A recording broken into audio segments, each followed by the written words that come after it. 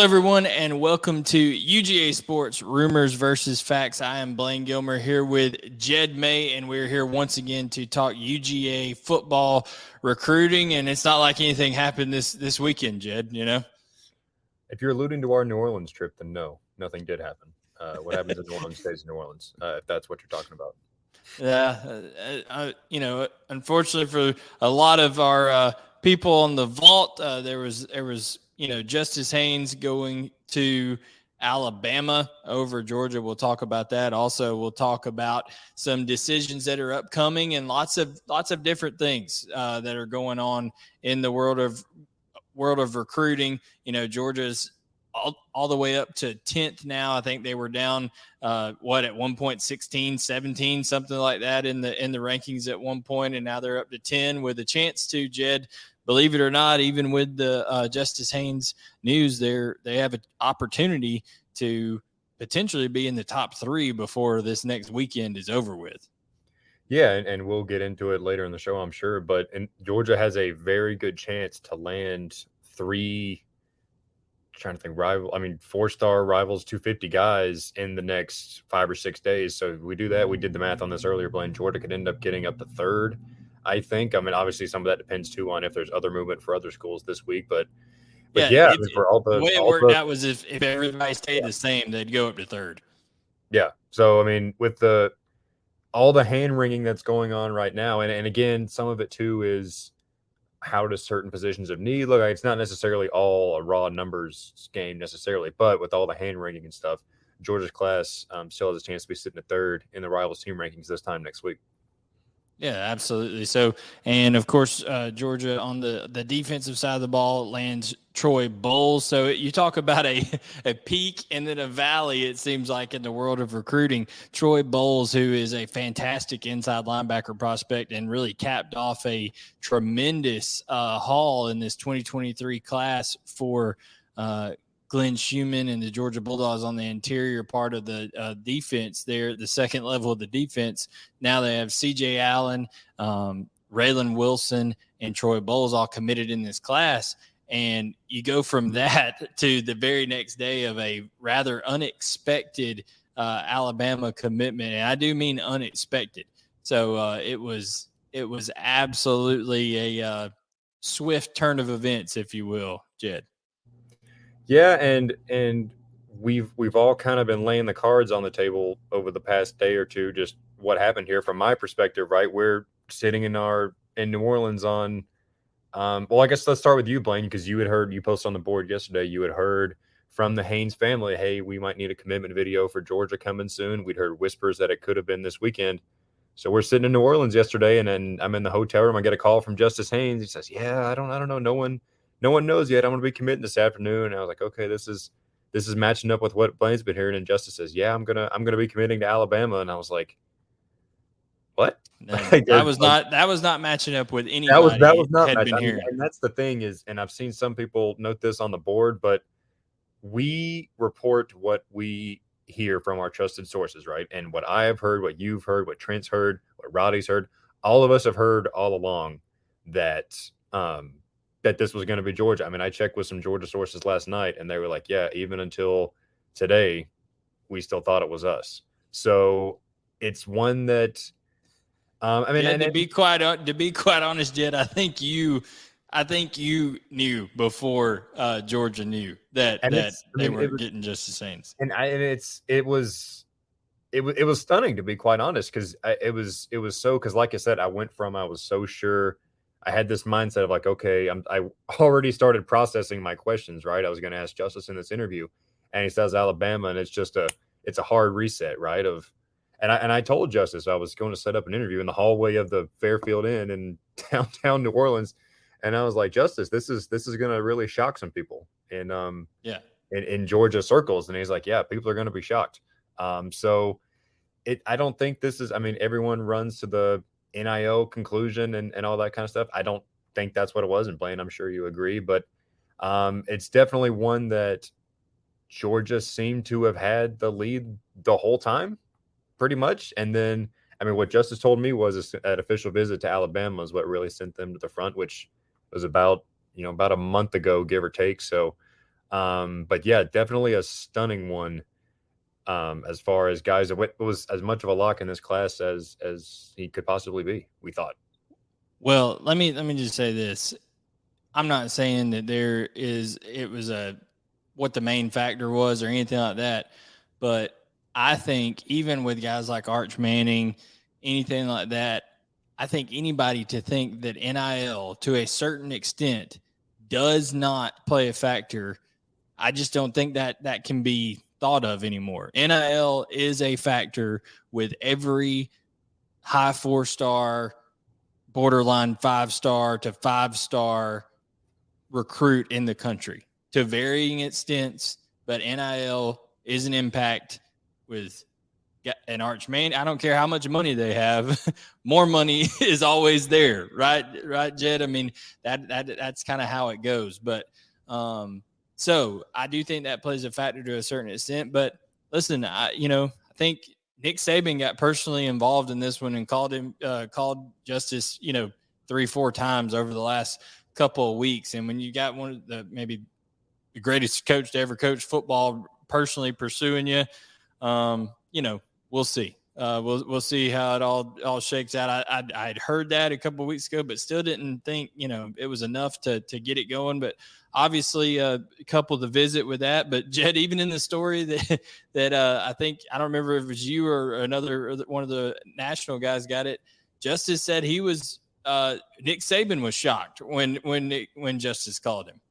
Yeah, and that's what he said. He told Robert Gillespie for Alabama, and Robert Gillespie was like, whoa. And he told Saban, and Saban's like, that just made my day because I didn't expect that. And that just shows, because that's not something you hear a lot, right? Of coaches, especially coaches of that caliber, basically not that they had admitted defeat necessarily, but they thought Justice was going elsewhere. So, and I'm sure I know Georgia thought that too. So, it's like I said earlier, it's shocking. I mean, that might be, again, I haven't done this for like a long time or whatever, but that's probably the most stunning plot twist I've seen in terms of you feel like a guy is locked into one school, and then at the last second it switches to somewhere else. But Dale McGee, he's been through the battles in this recruiting game for a long time, and he knows, it sucks to miss on your top target, but there's other guys out there like Richard Young and Jeremiah Love and all these other guys that he's going to turn his attention to now.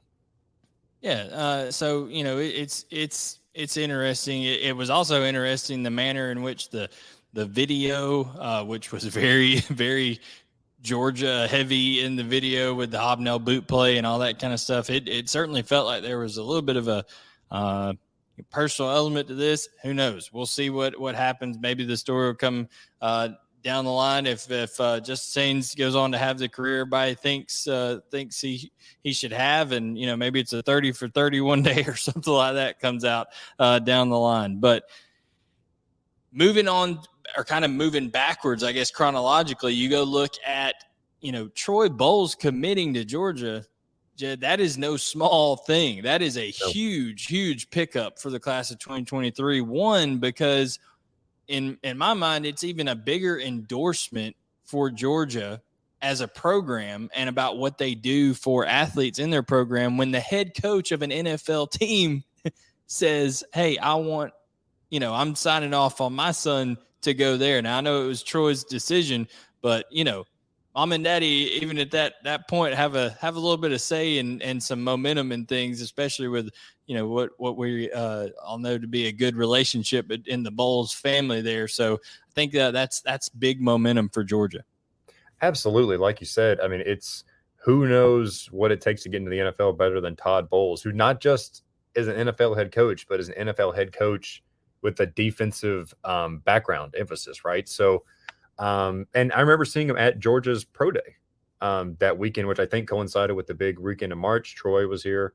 I think Pro Day was Thursday, and the 19th was that Saturday. So, like you said, Bowles is a huge commitment. I know Bulldog on the board is going to love having fun with that name for the next couple of years. But Bulldog is happy on the vault. He's found the Bowles in many ways. So, but I mean, when you look at him and C.J. Allen and Raylan Wilson.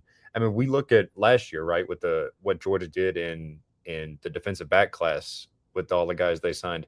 you can make the argument this inside linebacker class obviously doesn't have as many guys in terms of quantity, but is just as elite in terms of top end guys that are going to make an impact throughout their careers in Athens.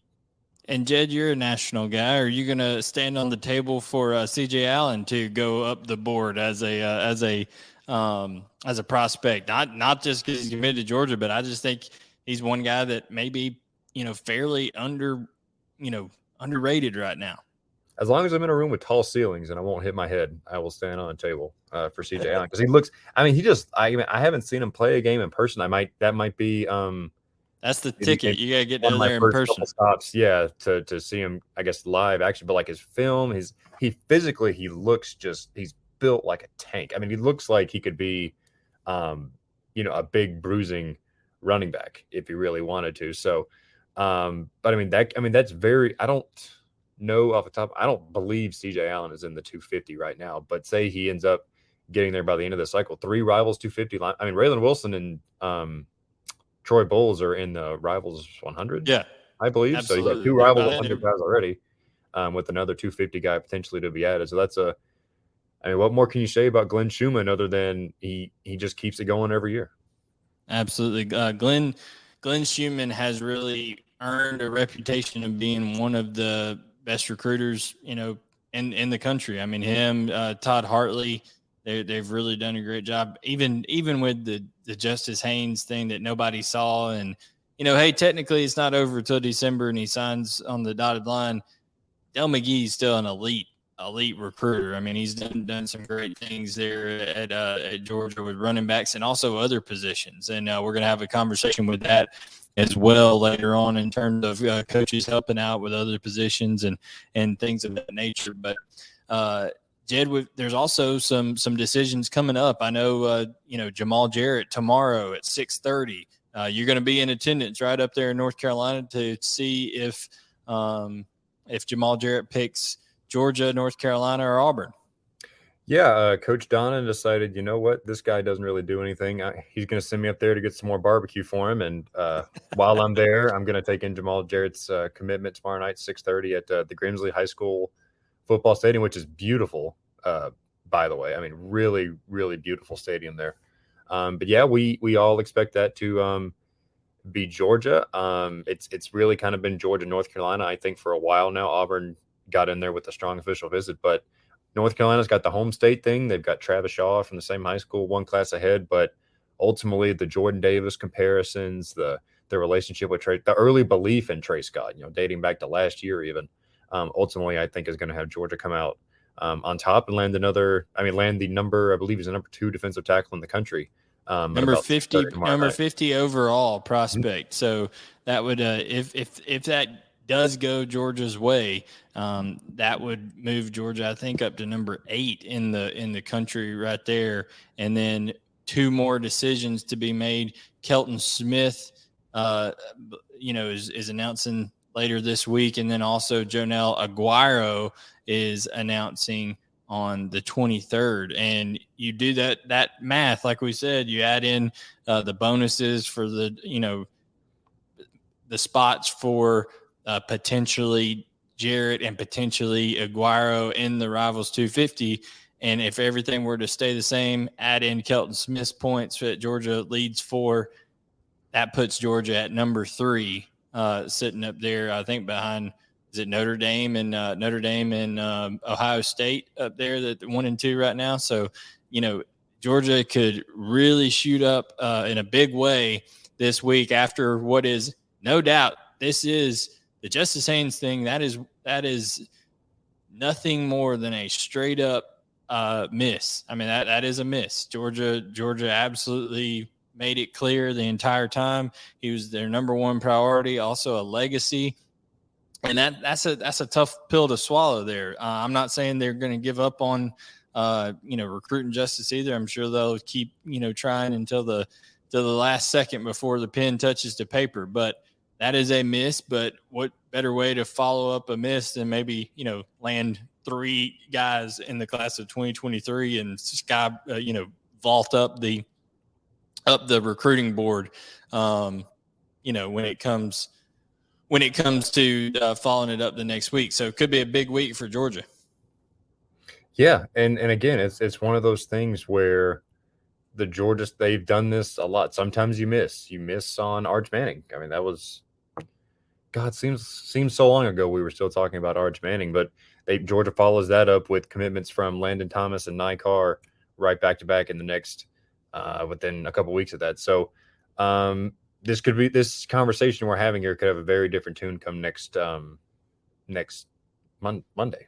Today is Monday. Would it? Um, I just thought of something. If we were comparing Kirby Smart to a boxer, now that he has a title, he has a championship. That's what the boxers look for. They UFC, all that kind of stuff. They try to put the belt over their shoulder. Would it be fair to equate Kirby Smart to a Floyd Mayweather? He's more of a defensive fighter. He's not going to go out there and be the most aggressive in the world, but man, he can hurt you on a counter punch. So it seems like Kirby and company are really good with the counter punching. Something bad happens, they come right back with a flurry of commitments right after that. Yeah, and it's and the thing is too is we've still got these guys that could pop at any time, and we had no idea Nye Carr and Landon Thomas were going to pop when they did until they kind of gave indications the day of. So Connor Liu is a guy that we're sounding like we here might decide in early August.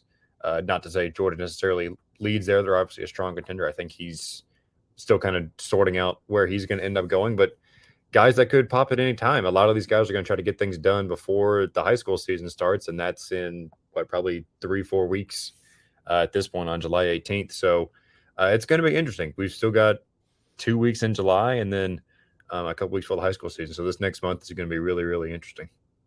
Yeah, so we've touched on kind of a lot of the main topics here early on the show, but now it's time to get to our vault questions here, Jed, and we'll also be answering questions on YouTube. We see a lot of the comments here. Actually, before we do that, let's put up some of the comments here before we read that question. I think I saw some guys checking in.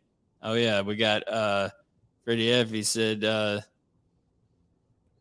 WCW from West Palm Beach. Yeah, so Fred F is in there, continuing with our pro wrestling theme in there. So appreciate all of you guys tuning in. See the Green Soldier in here. Brett Weimer on the Justice Haynes deal said Curse of the Last Visit. Tampa Dawgs, so I presume he's from Tampa. Jed, NIL matters.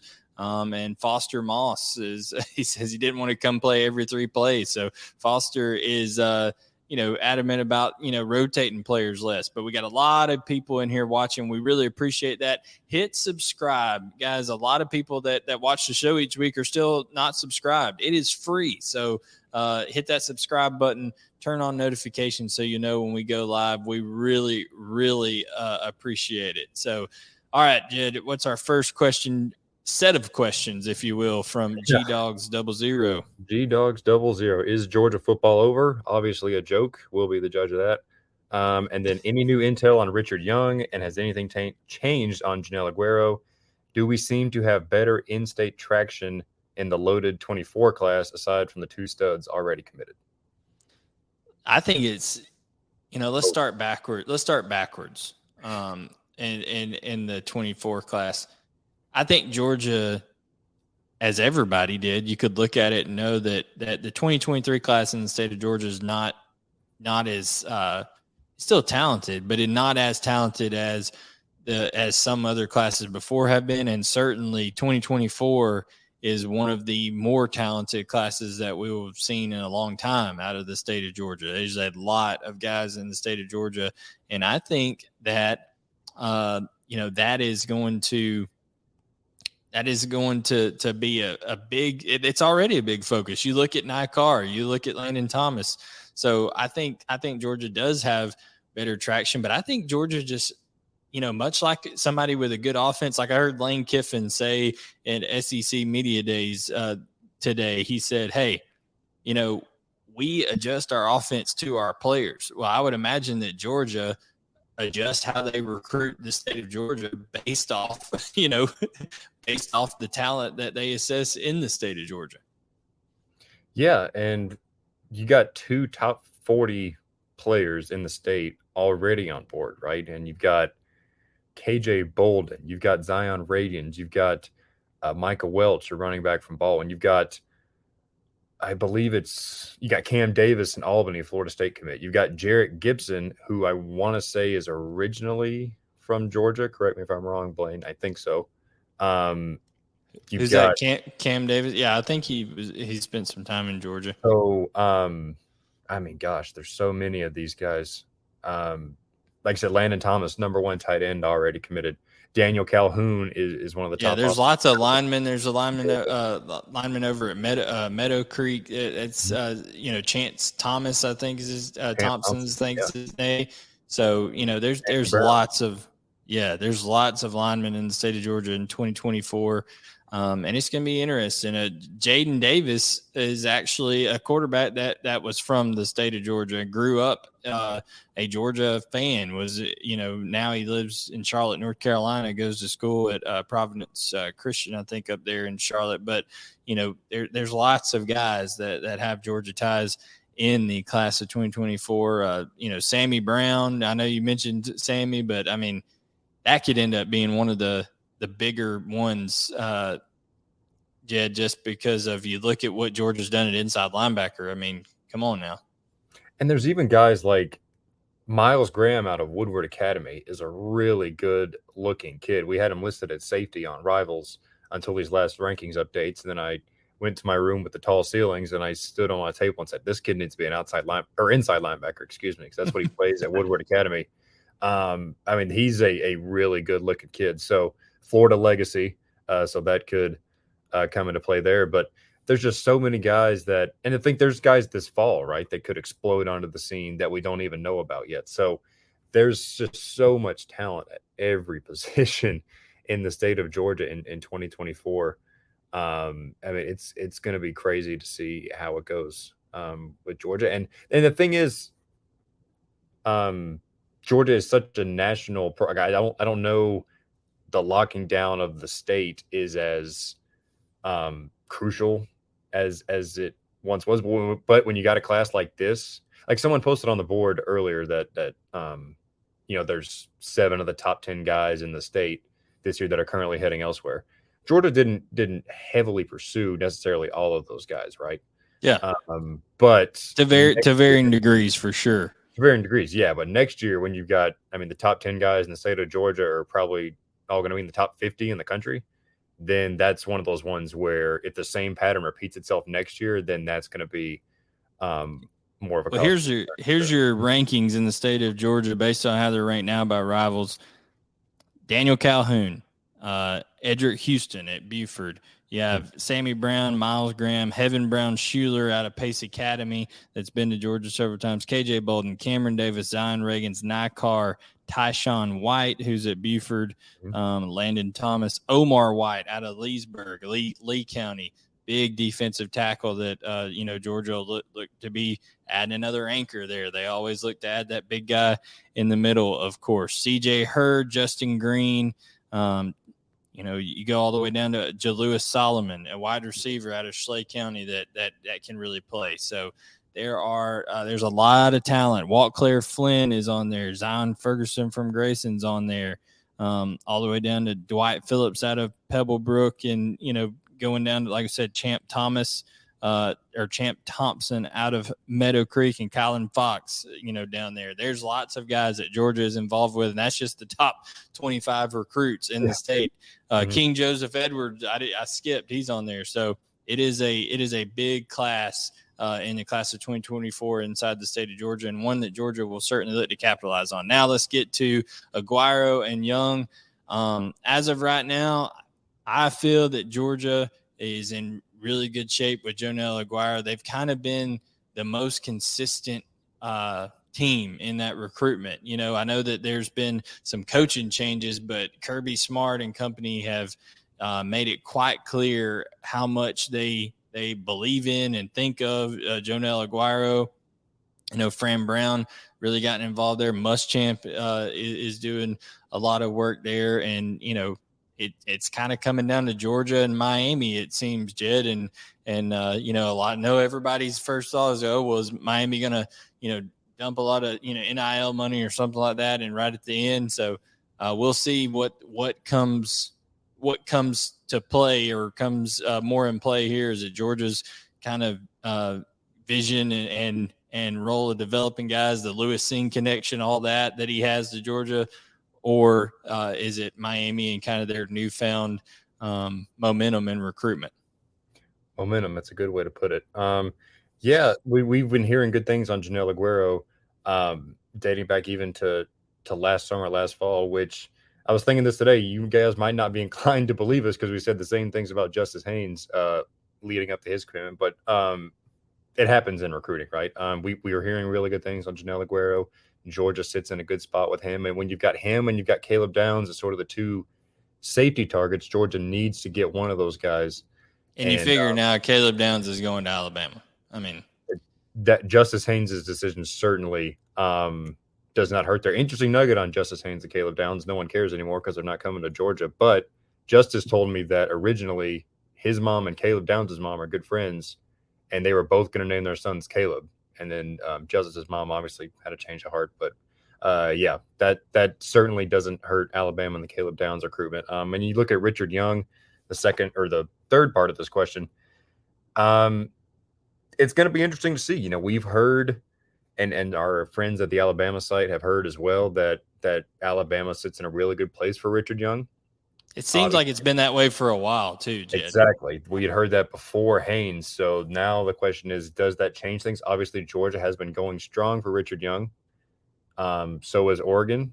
Those are two players, as is Alabama, Georgia, Alabama, and Oregon. So it's gonna see. I think if the longer it goes, I think it might start to swing back towards he will go somewhere other than Alabama. But that's definitely one to be monitored over the next week or two, because it seems like we had heard rumors that it might be coming soon, and now it's kind of all in a wait and see pattern. No one really knows. So I definitely think Georgia's not dead there yet, but we'll just see how the Justice thing affects Richard Young.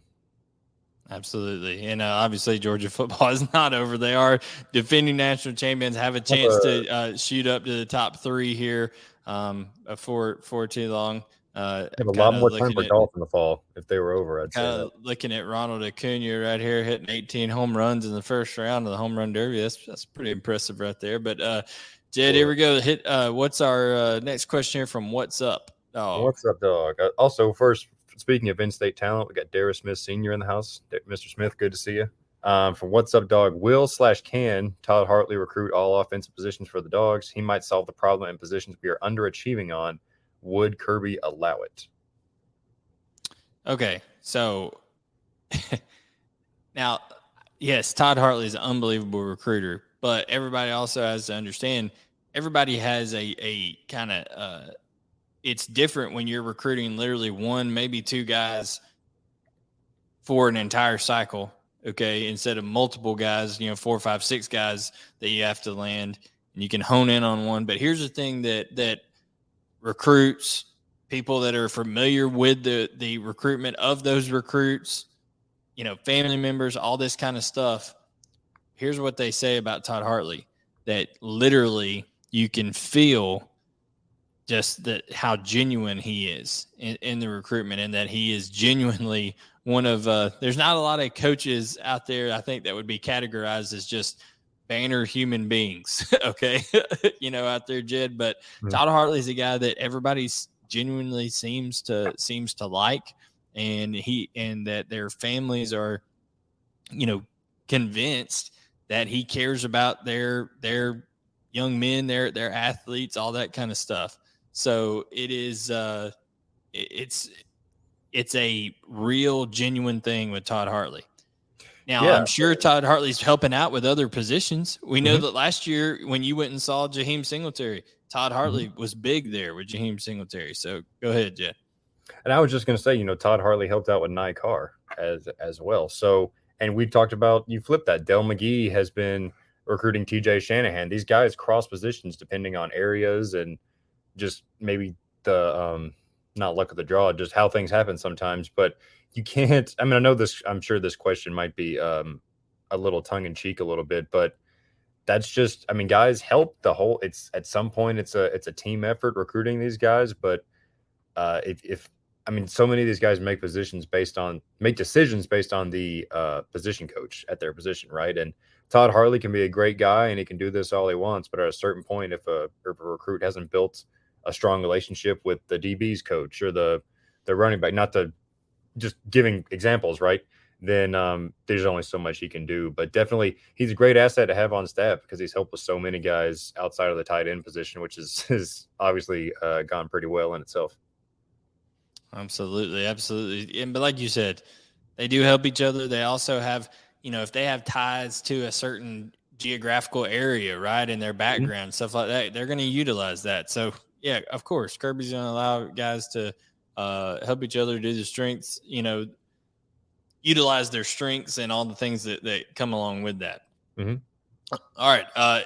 MCS Dog 1 says, if Georgia does in fact decide on a quarterback in this class, who might they take a look at? Jed, I'm gonna let you have that one because I don't think it's anybody.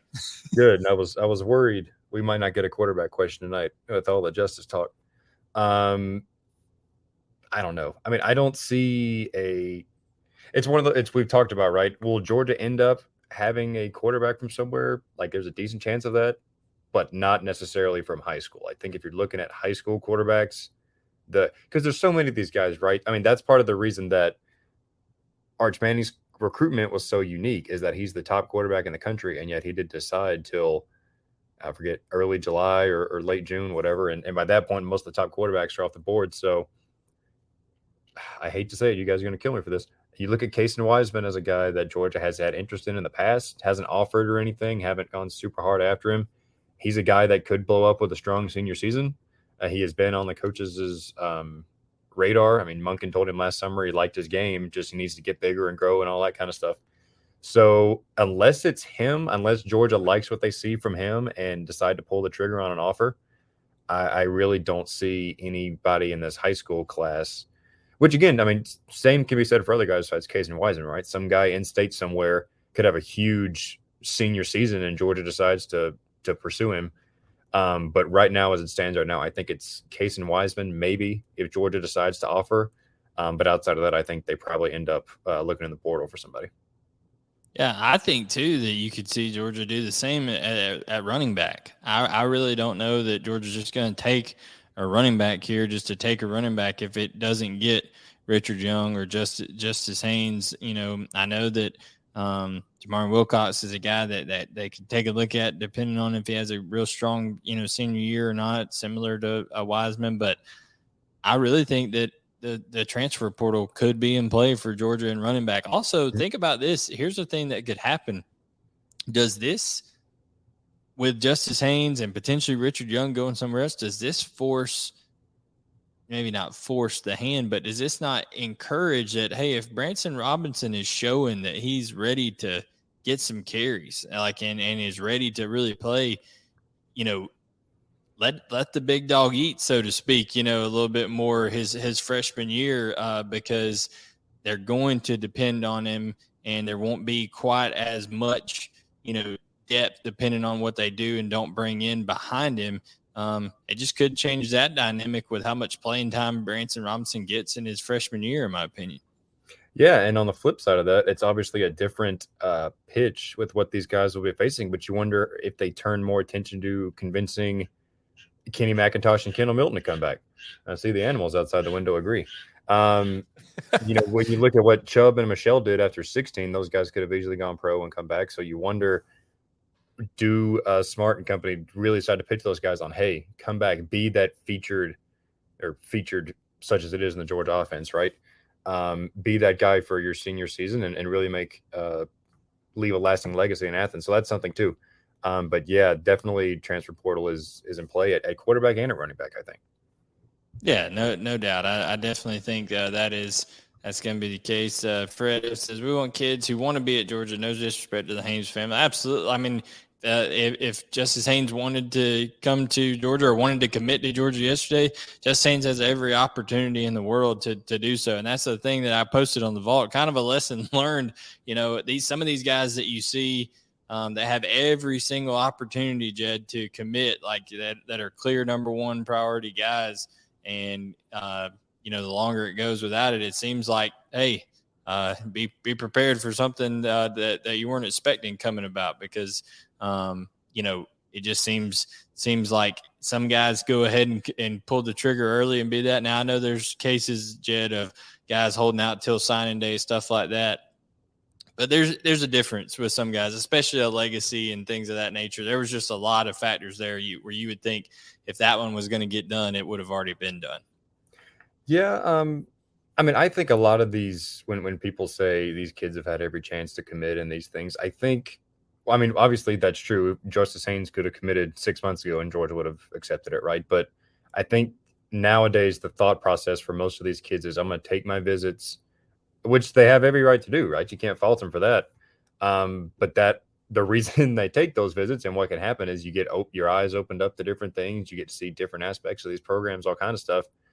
So things you think are pretty much a lock for a program, whether it's Georgia, whether it's Alabama, Texas, whatever, that always leaves that little window for another school to jump in. And that's what Alabama did in this Haynes recruitment. Credit to Nick Saban and company for taking advantage and seizing the opportunity. But that's just how it is, I think, in modern college football now. Guys are going to take their visits, see what everything has to offer, and then things will fall where they fall after that. Yeah, for sure. And I just do want to say, people in our YouTube chat, there is a tremendous conversation going on right now with Darius Sr. and a lot of these guys in here talking about Darius Smith and what he basically, that he can do everything on the football field. And he's a big, and I mean long, talented guy. So that is for sure. It'll be interesting to see. So Darius Sr., Tristram West, all those guys, we appreciate you watching here on the YouTube channel. Again, do us a favor, hit that subscribe button, throw us a like in there. We really appreciate it. Rhett Womack is in. He's had some comments on here, so we appreciate everybody tuning in over in the chat over there. Now, Medical Dog says, do you think NIL promises will lead to more late flips and cycles? Well, Jed, I think that kind of depends on, do people follow through with said promises? Because here's the thing with some of this. We all know that there are legal NIL things and there are things that maybe aren't as legal, and there's things that are promised and things like that at various schools. And if someone is promising that and there is no legal binding contract, that would make me very nervous. That would make me very nervous because, you can take somebody's word to a certain point, but if you're staking your entire, future, where you're going to go, where you're going to play, I guess people are just taking solace in that the transfer portal is, pretty much open and you can just get out of that situation. But it seems like a lot of, to kind of just put in there with no documents or contracts in place. He goes on to ask, are contracts being signed? There are contracts being signed once people get into college. I know that it varies on state, Jed, and the rules. If guys can take NIL money while they're in high school, can they not? Things of that nature. It varies. So I just think that there will be more flips, but I think it's going to be less about flips and more about the transfer portal going forward and guys being like, oh, this isn't what I thought when I was being recruited here. They said I was going to get X, Y, and Z, and then I didn't. Yeah, and there's rumors or not rumors, but when you saw Jordan Addison leave for USC and you hear all the things about the millions of dollars he's getting with NIL and all this kind of stuff. So it's just Greg Sankey said this in Media Days today. He's like, we can't go on when you've got you probably got 9 or 10 states, whatever, in the SEC, and you've got that many sets of different state laws, right? That's not a tenable model for success. They need, he was saying today, and I think I agree with him, they need either a uniform, whether it's federal, NCAA, somebody, there's got to be a uniform standard or at least similar state laws across the SEC country. Now, I don't know how you manage that when it's obviously independent state legislatures and all that kind of stuff. Putting my AP government knowledge from ninth grade to youth there. But I don't know. It's such a, and we say this every week, I feel like it's just such a, nobody knows. There's a word I probably can't say on the air to describe what it is, but I mean, no one knows. It's so up in the air. People are still figuring it out. I mean, we talked about this last summer, right? Of what's NIL going to do? We still don't know. It's still being sorted out. Eventually there will be legislation. It's just, until then, it's kind of, you do what you do, you do what you can do. And this was a really terrible answer, but I just don't know. I honestly don't know. I mean, Well, it's on the states, the schools, the kids, it's all different. I thought that Lane Kiffin's, like you mentioned before, I thought Lane Kiffin's statement on NIL, when he talked about it at Media Days Today, he talked about, hey, you know, they asked, should coaches be involved? Well, right now, technically, Jed, that coaches can't facilitate by the letter. They can't facilitate these rules. So he goes, what's going to happen? Are the boosters going to decide who plays because they pay them? I saw a YouTube video the other day of Nick Saban speaking at an AFCA coaches clinic back right when he came to Alabama from Miami, and he was talking about how the owner of the Miami Dolphins would call him up and say, hey, I'm going to pay this guy X amount on this signing bonus. And Nick Saban would say, I don't think he's worth that, because he said, I don't think any of them are worth that. He said, but if you pay him that, he will be the starting, you know, whatever position. And that's kind of how it goes. So to Lane Kiffin's point, are the boosters going to be the ones, you know, hey, we paid this guy, you know, we got him on a $7 million contract over the next 4 years. He needs to be on the field as a freshman and get it going. You know, is that going to be the case? Because if that becomes the case, then I think you're going to see even more chaos than what you have. So, yes, there's definitely something to embracing NIL and really kind of going after things. And then there's also, you know, there's also the deal of, okay, find the balance of, are the coaches still in control? Jed, you still with us, man? Can you hear us? Because you've kind of froze up there. I'm going to remove you and bring you back in. So I think we might have lost Jed for a minute. I'm going to kick him out of the studio, and he can come back in here in just a minute. But so guys, those are our questions on YouTube, or on the vault there. If you have any questions on YouTube, anything you want answered, we'll go ahead and do those. Fred F says, how sustainable is NIL? Look at the Aggies. They're not even top 20 in recruiting this year. Yeah, I agree with you. I mean, you know, eventually, you know, there's a quote that I heard somebody say one time about socialism. Eventually you run out of other people's money, right? And that's what's going to happen with NIL a little bit here. So it's interesting to see, you know, what's going to happen with some of these big recruits. Now, I know Texas and Texas and Texas A&M are never going to really run out of money, but are you going to be able to spend the same amount on guys year over year? That'll be interesting. So, Jed, we just had Fred F asked, how sustainable is NIL? And I think, to your point, like you said about Lane Kiffin, and Lane Kiffin said, I think there's going to have to end up being legislation, a cap, something like that put in place. Now, I know people will always find ways to get around it. That's how it is, in the world of college football. But I think that is, where it's headed, where people, there's going to have to be some uniformity for it to be sustainable.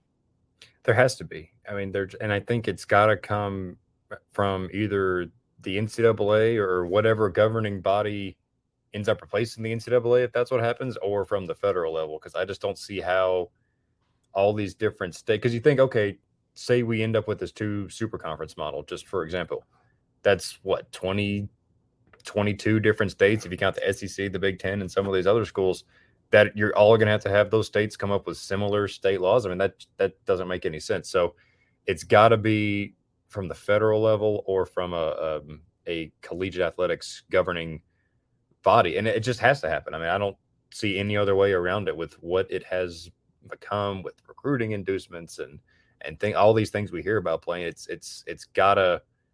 There's an answer out there somewhere in terms of getting it, I don't want to say under control, but regulated to the point where it's not just a bottomless pit. People are throwing money down.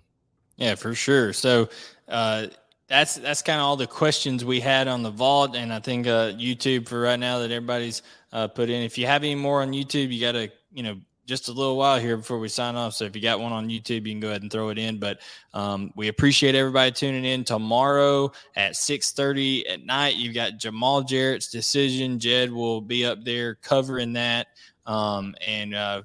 It seems like it's a Georgia-North Carolina deal right there with Georgia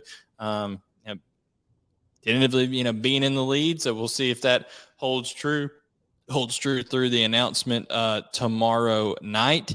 And then also you have Kelton Smith, I believe, on the 21st, offensive lineman out of Columbus, 22nd. Hey, a lot of dates here, Kelton Smith. When you're a national guy and they pay you the money, like this is what you got to do.